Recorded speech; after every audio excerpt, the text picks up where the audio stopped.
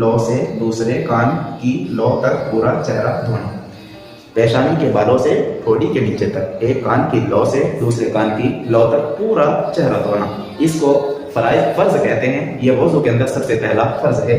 Number 2 पर है दोनों हाथों को कोहनियों समेत धोना। कोहनी मैंने आपको बताया ये है, इसके ऊपर तक दोनों हाथों को धोना ये फर्ज है।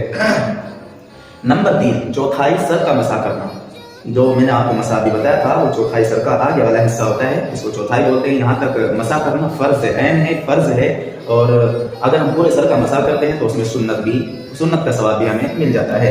और जो 4 नंबर पर आता है दोनों पैर टखनों समेत धोना। टखने भी मैंने आपको बता दिया है, जो हमारी गिट्टियाँ दोनों तरफ निकली होती है पैरों की तरफ हड्डी, उसको टखने बोलते हैं। उसके ऊपर तक दोनों पैरों को अच्छे से धोना, और ये फर्ज है। यानी इन 4 फर्ज में से अगर हमने एक चीज को भी छोड़ दिया, या एक चीज भी जिस तरह गुस्ल के अंदर होता है कि एक बाल के बराबर भी सूखा रह जाता है और वो हमको नजर आ जाए, तो